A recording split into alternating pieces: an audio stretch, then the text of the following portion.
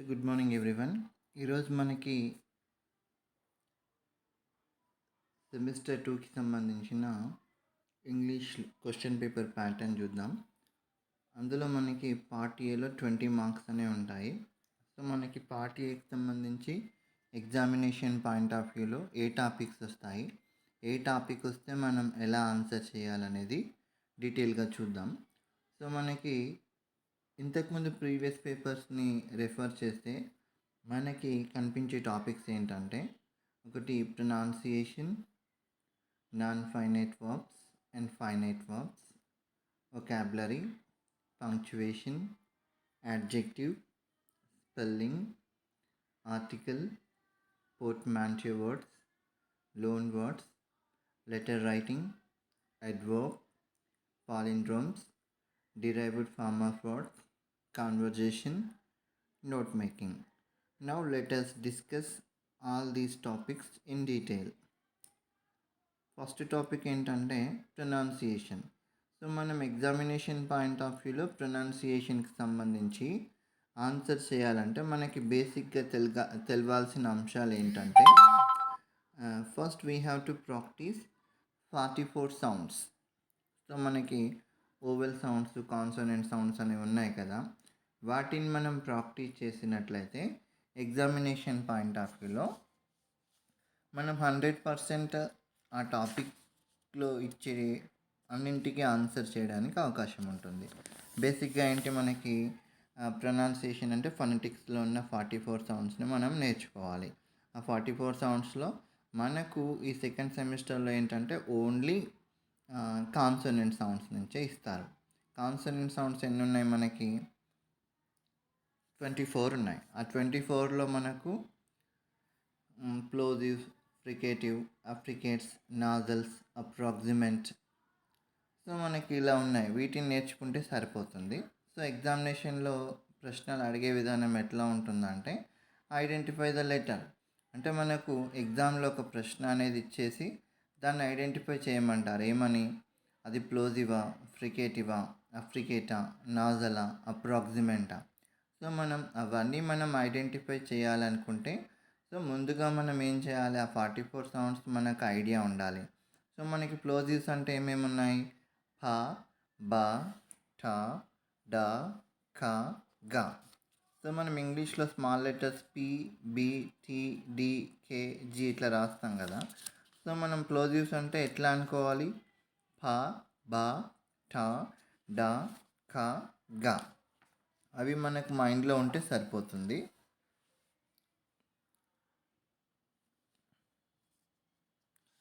తర్వాత మనకి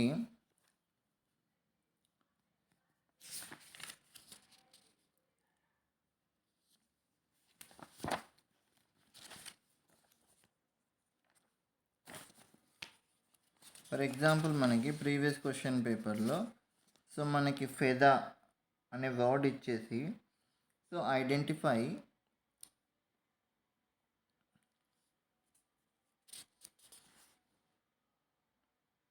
ఫ్రికేటివ్ అని చెప్పినప్పుడు మనం ఐడెంటిఫై చేయాల్సి ఉంటుంది. సో మనకి ఇంతకుముందు ప్లోజివ్స్లో ఏమున్నాయి, ఫ, బ, ఠ, డ, ఖ, గ. ఫ్రికేటివ్స్లో ఫ, వ, త, ద, స, జ, ష, జ, హ. తర్వాత మనకి అఫ్రికేట్స్లో చ, జ. నాజల్స్లో మా, నా, ఉంగ్. అప్రాక్సిమెంట్లో లా, రా, యా, వా. సో మళ్ళీ ఒకసారి వినండి ఇవి. సో మనకు ఏమని అడుగుతారు ఎగ్జామినేషన్ పాయింట్ ఆఫ్ వ్యూలో, ఐడెంటిఫై ప్లోజివ్ సౌండ్ అని అడిగినప్పుడు, సో మనకి ప్లోజివ్స్ అనేవి ఏమున్నాయో మన మైండ్లో ఉంటే ఐడెంటిఫై చేస్తాం. ప్లోజివ్స్ ఏమున్నాయి, ఫ, బ, ఠ, డ, ఖ, గ. ఫ్రికేటివ్స్ ఏమున్నాయి, ఫ, వ, థ, ద, స, జ, ష, జ, హ. అప్రికేట్స్ ఏమున్నాయి, చ, జ. తర్వాత నాజల్స్ మా, నా, ఇంగ్. అప్రాక్సిమెంట్స్ లా,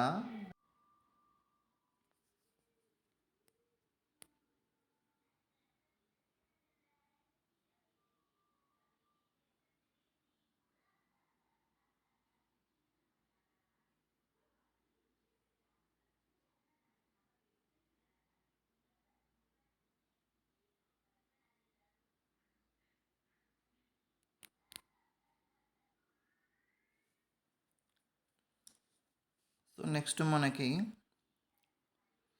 టాపిక్లో నాన్ ఫైనైట్ వర్బ్స్. అంటే ఎగ్జామినేషన్ పాయింట్ ఆఫ్ వ్యూలో మనకి ఇవి నేర్చుకున్నప్పుడు finite verbs, what are finite verbs and what are non finite verbs అనేవి మనం నేర్చుకోవాల్సి ఉంటుంది. Now let us see what is the definition of finite verb. A finite verb has a subject and it is affected by tense.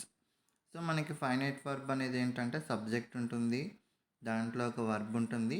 టెన్స్లో మార్పు అనేది ఉన్నట్లయితే finite verb అంటాం. ఒకవేళ అది టెన్స్ చేత ఎఫెక్ట్ కాబడకపోతే, if it is not affected by tense, person, number, that is called non finite verb. So మనకి non finite వర్బ్లో టైప్స్ ఉన్నాయి. సో ఇన్ఫినిటివ్స్ అని, జెరుండ్ అని, పార్టిసిపుల్ అని ఉంటుంది. సో మనకి ఇందులో ఆన్సర్ చేసే విధానం ఏంటిది? ఎగ్జామినేషన్ పాయింట్ ఆఫ్ వ్యూలో నీకు సెంటెన్స్ ఇచ్చినప్పుడు దాంట్లో ఇన్ఫినిటివా, జెరుండా లేదా పార్టిసిపులా, దీన్ని ఐడెంటిఫై చేయాలి. సో మనకి ఎగ్జామినేషన్ పాయింట్ ఆఫ్ వ్యూలో నాన్ ఫైనైట్ వర్బ్ని ఐడెంటిఫై చేయమని అడుగుతాడు. సో నాన్ ఫైనైట్ వర్బ్ని ఐడెంటిఫై చేయమని అడిగినప్పుడు అందులో ఏముంటుంది మనకి? సో మనకి ఇన్ఫినిటివ్ అయినా ఉంటుంది, జెరుండ్ అయినా ఉంటుంది, పార్టిసిపుల్ అయినా ఉంటుంది. సో ఫర్ ఎగ్జాంపుల్ ఇంతకుముందు దాంట్లో మనకి are you interested in singing అనేది ఉంది. సో మనకు ఎట్లా ఇన్ఫినిటివ్ అంటే ఏంటో, జెరుండ్ అంటే ఏంటి, పార్టిసిపుల్ అంటే ఏంటో తెలిసినప్పుడు సో దాన్ని మనం ఐడెంటిఫై చేస్తాం. సో మనకి జెరుండ్ అంటే ఏముంది? V1 ప్లస్ ఇంగ్ ఫామ్ వస్తుంది. తర్వాత ఇన్ఫినిటివ్ అనుకున్నప్పుడు వర్బ్ ముందు టు అనే ప్రిపోజిషన్ ఉంటుంది. పార్టిసిపుల్ అన్నప్పుడు ఇందులో మనకి ప్రజెంట్ పార్టిసిపుల్ ఉంటుంది, పాస్ట్ పార్టిసిపుల్ ఉంటుంది. ప్రజెంట్ పార్టిసిపుల్ అంటేనేమో V1 plus ing form, past participle అంటేనేమో వర్బ్ యొక్క థర్డ్ ఫామ్. సో మనకి వర్బ్ ఫామ్స్ 4 ఉంటాయి కదా, V1, V2, V3, V4. So మనకి ఇట్లా సీక్వెన్స్లో ఎలా వస్తాయి? మనకు ప్రజెంట్ టెన్స్ అని ఉంటుంది, పాస్ట్ టెన్స్ అని ఉంటుంది, పాస్ట్ పార్టిసిపుల్ అని ఉంటుంది, ప్రజెంట్ పార్టిసిపుల్ అని ఉంటుంది. మనకి ఎగ్జామినేషన్ పాయింట్ ఆఫ్ వ్యూలో ఏమంటాడు? Identify the non finite verb అని అంటాడు, లేదంటే ఐడెంటిఫై ద జెరుండ్ అనొచ్చు, ఐడెంటిఫై ఇన్ఫినిటివ్ అనొచ్చు, ఐడెంటిఫై పార్టిసిపుల్ అనొచ్చు. ఐడెంటిఫై జెరుండ్ అని అడిగినప్పుడు మనం V1 ప్లస్ ఇంగ్ ఫామ్ చూసుకుంటాం. ఇన్ఫినిటివ్ అని అడిగినప్పుడు సో మనకి వర్బ్ ముందు ప్రిపోజిషన్ టు ఉంటుంది. For example, to exercise is good for the body అనే సెంటెన్స్ ప్రీవియస్ ఎగ్జామినేషన్లో ఉంది. ఏమడిగిండి మనకి ఇన్స్ట్రక్షన్ అంటే ఐడెంటిఫై ఇన్ఫినిటివ్ అన్నాడు. సో టు ఎక్సర్సైజ్ అనేది రాసుకుంటాం. అట్లాగే మనకి ఏదైతే ఇన్స్ట్రక్షన్ ఇస్తారో దాని ప్రకారం మనం ఆన్సర్ చేస్తే కరెక్ట్ మార్క్స్ వస్తాయి. తర్వాత మనకి వొకాబులరీ పార్ట్కి సంబంధించి సో మనం ఈ పార్ట్లో మనం సిమిలీ, మెటాఫర్, ఆక్సిమోరన్, హైపర్బోల్. సో మనం దీన్ని ఆన్సర్ చేసే ప్రాసెస్ ఏంటంటే, మనం ఎగ్జామినేషన్ పాయింట్ ఆఫ్ వ్యూలో సిమిలీకి సంబంధించిన డెఫినేషన్ నేర్చుకోవాలి. మెటాఫర్ అంటే ఏంటి, ఆక్సిమోరన్ అంటే ఏంటి, హైపర్బోల్ అంటే ఏంటి, ఇవి మనం ప్రాక్టీస్ చేసుకొని ఉన్నట్లయితే ఎగ్జామినేషన్ పాయింట్ ఆఫ్ వ్యూలో ఐడెంటిఫై చేయడానికి ఫిజిబిలిటీ ఉంటుంది. సో మనకి ఇందులో ఏం అంశాలు ఉన్నాయి? సిమిలీ ఒకటి ఉంది, మెటాఫర్ ఉంది, ఆక్సిమోరన్ ఉంది, హైపర్బోల్ ఉంది.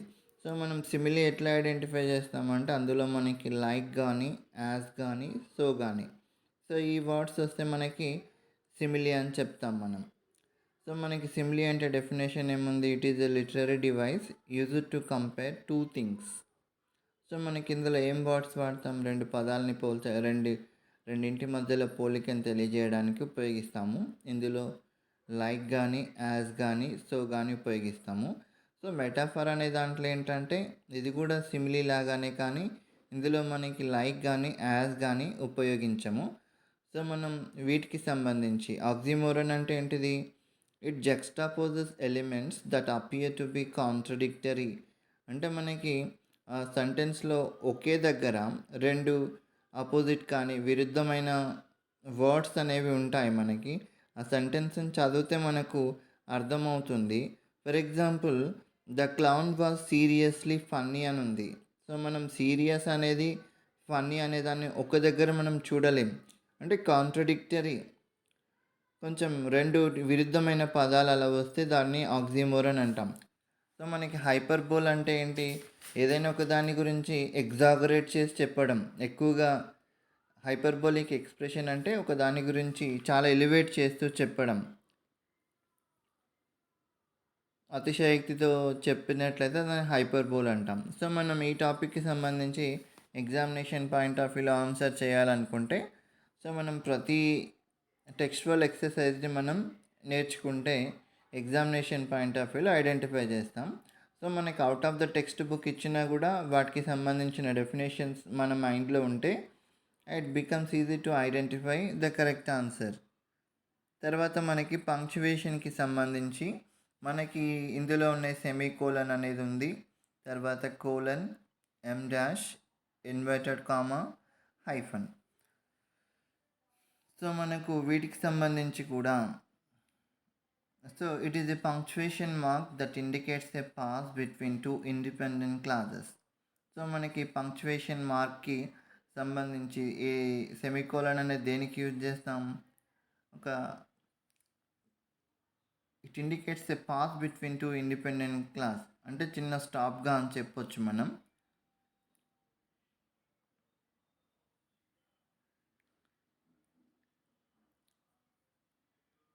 సెమీకోలన్ సింబల్ కూడా మనం ప్రాక్టీస్ చేయాలి. సో ఎగ్జామినేషన్ పాయింట్ ఆఫ్ వ్యూలో పంక్చువేషన్కి సంబంధించి కూడా semicolon, colon and M dash, inverted comma, hyphen. So ఈ అంశాలను మనం ప్రాక్టీస్ చేసి ఎగ్జామినేషన్ పాయింట్ ఆఫ్ వ్యూలో ఎటువంటి పంక్చువేషన్ మార్క్స్ లేకుండా సెంటెన్సెస్ అనేవి ఇవ్వడం జరుగుతుంది. సో మనకి ఎక్కడైతే పంక్చువేషన్ మార్క్స్ అవసరమో, ఇప్పుడు సెమీకోలన్ సింబల్ని మనం ప్రాక్టీస్ చేయాలి. కోలన్కి ఏది యూజ్ చేస్తాం, ఎమ్ డాష్కి ఏది యూజ్ చేస్తాం, ఇన్వర్టెడ్ కామా ఎలా ఉపయోగిస్తాం, హైఫన్ అనేది ఎలా యూజ్ చేస్తాం. సో ఇది నేర్చుకుంటే ఎగ్జామినేషన్ పాయింట్ ఆఫ్ వ్యూలో wherever those punctuation marks are required we can use. So మనకి మ్యాక్సిమం టెక్స్టువల్ ఎక్సర్సైజెస్ నుంచి అడుగుతున్నాడు కాబట్టి మనకి టెక్స్ట్ బుక్లోని ఎక్సర్సైజెస్ అన్నీ కూడా నేర్చుకుంటే సరిపోతుంది. తర్వాత యాడ్జెక్టివ్కి సంబంధించి, an adjective describes some aspect of a noun or a pronoun. When an adjective is describing a noun, we say it is modifying it. So మనం యాడ్జెక్టివ్కి సంబంధించి ఎగ్జామినేషన్ పాయింట్ ఆఫ్ వ్యూలో యాడ్జెక్టివ్ అనేది ఏంటిది? విశేషణం మనకి. So it modifies or describes a noun or pronoun. Noun కానీ pronoun కానీ మాడిఫై చేస్తుందని చెప్పొచ్చు. సో మనకి యాడ్జెక్టివ్లో మనకి టైప్స్ అనేవి కూడా ఉన్నాయి. యాడ్జెక్టివ్కి సంబంధించి ఎగ్జామినేషన్ పాయింట్ ఆఫ్ వ్యూలో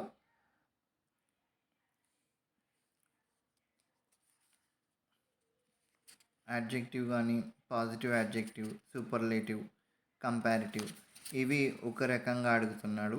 తర్వాత మనకి సెంటెన్సెస్లో మనకు ఎర్రర్ అనేది ఇచ్చి విచ్ ఈజ్ ద సూటబుల్ అనేది కూడా అడగడం జరుగుతుంది.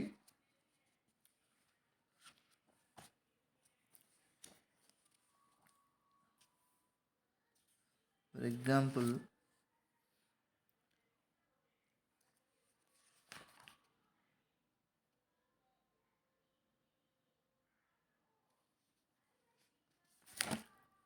యాడ్జెక్టివ్కి సంబంధించి సో మనకి పాజిటివ్ యాడ్జెక్టివ్ ఉండొచ్చు, సూపర్లేటివ్ ఉండొచ్చు, కంపారిటివ్ ఉండొచ్చు. ఇక్కడ ఎగ్జాంపుల్ ఒకటి చూసినట్లయితే, fill in the blanks with correct adjective forms using present and past participle of verbs in the bracket. So it was dash book, I was dash by the book. So మనకి bore అనేది మనకి ఇవ్వడం జరిగింది. So మనం రెండు words తోటి fill up చేయాలి. So boring and board.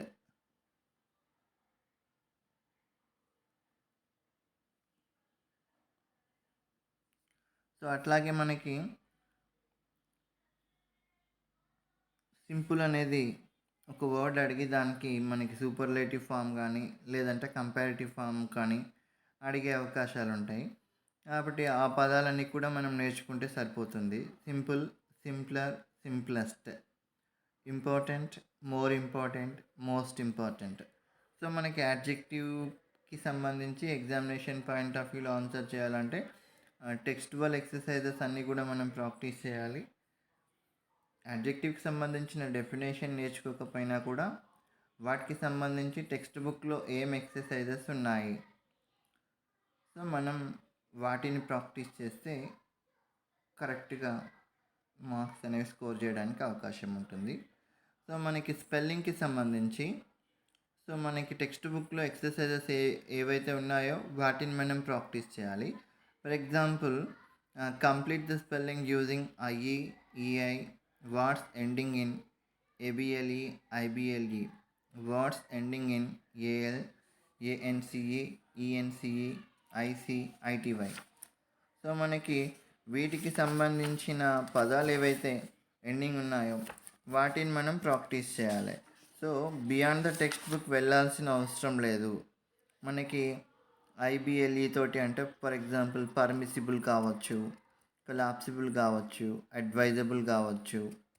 So మనకి కొన్ని పదాలు ఏవైతే ఉన్నాయో వాటిని ప్రాక్టీస్ చేసుకొని లిమిటెడ్గా ఒక్కొక్క దానికి సంబంధించి ఒక 10 వర్డ్స్ అట్లా నేర్చుకుంటే సో మనం ఏదైతే అడుగుతాడో దానికి సంబంధించిన రిలేటెడ్ వర్డ్స్ని రాయగలిగితే సరిపోతుంది. తర్వాత మనకి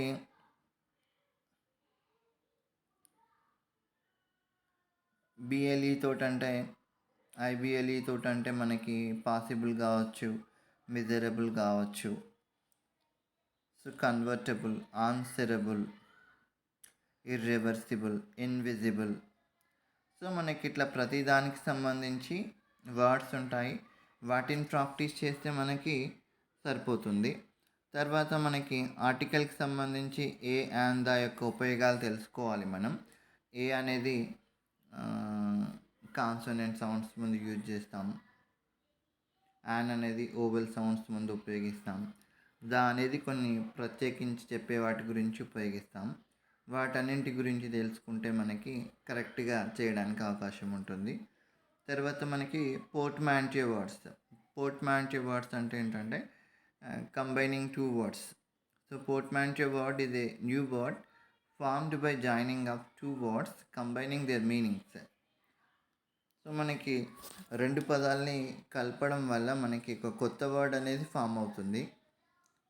సో ఎగ్జామినేషన్ పాయింట్ ఆఫ్ వ్యూలో ఎలా ఇస్తారు, మనకి right portmanteau word of web plus log ఇట్లా ఇవ్వడం జరుగుతుంది. సో మనకి బ్లాగ్ అనేది ఉంటుంది కదా, అట్లా రాస్తాం మనం. So international plus network, so అది ఎలా ఫామ్ అవుతుంది, ఇంటర్నెట్. అంటే పోర్ట్మాంటివ్ వర్డ్స్కి సంబంధించి టెక్స్ట్ బుక్లో నియర్లీ అబౌట్ 10 వర్డ్స్ ఉన్నాయి, వాటిని ప్రాక్టీస్ చేస్తే వీ కెన్ డూ వెల్. తర్వాత లోన్ వర్డ్స్ అంటే ఏంటి, లోన్ వర్డ్స్ అంటే ఇప్పుడు మన భాషలో వేరే భాష నుంచి తీసుకున్న వర్డ్స్ ఉన్నాయి కదా. The loan word is a word taken from a foreign language with little or no change. అంటే కొంచెం మార్పుతోటి లేదంటే అసలే మార్పు లేకుండా తీసుకున్న వర్డ్స్ ఉన్నాయి.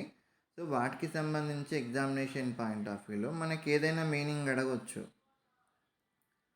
So the word kindergarten is borrowed from, ఇట్లా ప్రీవియస్ ఎగ్జామినేషన్లో అడిగాడు, జర్మనా ఫ్రెంచా అనేది అడిగిండు. సో మనం అడిగినప్పుడు అది దేనికి సంబంధించిందో కరెక్ట్గా నేర్చుకొని రాయాల్సి ఉంటుంది.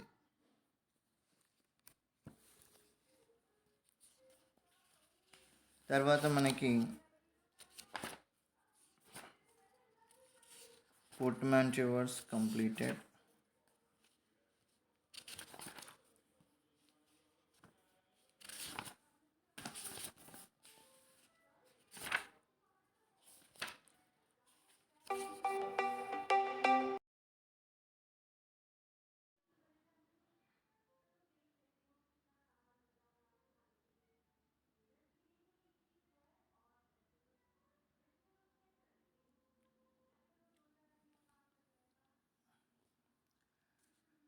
తర్వాత లోన్ వర్డ్స్కి సంబంధించి ఏ వర్డ్ అనేది ఏ భాష నుంచి ఆరిజిన్ అయిందో తీసుకొని నేర్చుకుంటే సరిపోతుంది. లెటర్ రైటింగ్కి సంబంధించి ఫార్మల్, ఇన్ఫార్మల్ లెటర్స్ని మనం ప్రాక్టీస్ చేయాల్సి ఉంటుంది.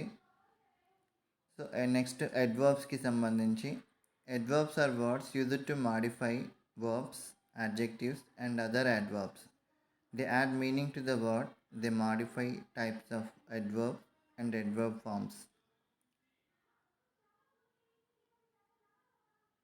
సో మనకి అడ్వర్బ్ ఫామ్స్కి సంబంధించి అడ్వర్బ్స్కి సంబంధించి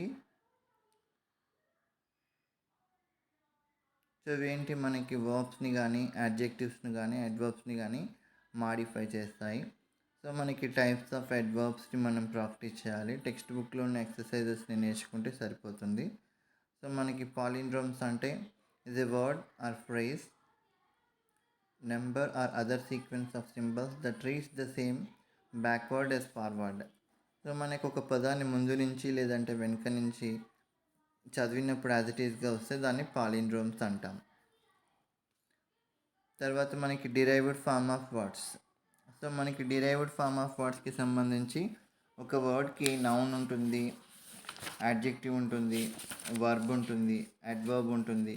ఏ ఫామ్ని ఎలా ఉంటాయో మనం వాటిని ప్రాక్టీస్ చేయాలి. ఒకే పదాన్ని తీసుకున్నప్పుడు నౌన్గా ఉన్నప్పుడు ఎలా ఉంటుంది, వర్బ్ అయినప్పుడు ఎలా ఉంటుంది, అడ్వర్బ్ అయినప్పుడు ఎలా ఉంటుంది, యాడ్జెక్టివ్ అయినప్పుడు ఎలా ఉంటుంది. ఫర్ ఎగ్జాంపుల్ ఇక్కడ మనకి పవర్ అనేది ఉంది. సో అది వర్బ్ ఏమవుతుంది, పవర్. యాడ్జెక్టివ్ అనేది ఏమవుతుంది, పవర్ఫుల్. అడ్వర్బ్ అనేది ఏమవుతుంది, పవర్ఫుల్లీ. సో ఇది మనకి క్వశ్చన్ పేపర్కి సంబంధించిన బ్రీఫ్ అనాలిసిస్. అంటే బ్రీఫ్గా ఒక ఐడియా రావడం కోసం ఇది ఏం టాపిక్స్ ఉన్నాయి, సో మనం ఎలా ఆన్సర్ చేయాలనేది ఒక బ్రీఫ్గా ఇది ఎక్స్ప్లెనేషన్ ఇది. సో మనం ఏదైనా సరే టెక్స్టువల్ ఎక్సర్సైజెస్ అన్నీ కూడా ప్రాక్టీస్ చేయాల్సి ఉంటుంది.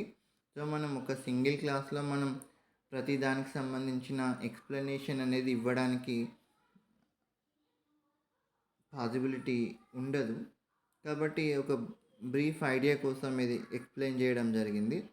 సో దీన్ని గో త్రూ వెళ్తూ మీరు ఏ టాపిక్లో ప్రతి టాపిక్లో ఉన్న టెక్స్టువల్ ఎక్సర్సైజెస్, ప్రొనౌన్సియేషన్ కానీ, యాడ్జెక్టివ్ కానీ, స్పెల్లింగ్ కానీ, సో మనం ఇది విన్న తర్వాత ప్రతి టాపిక్లో ఉన్న ఎక్సర్సైజెస్ని మీరు ప్రాక్టీస్ చేస్తే మనం ఇందులో మ్యాక్సిమం మార్క్స్ స్కోర్ చేయడానికి అవకాశం ఉంటుంది. So I wish you all the best. Thank you.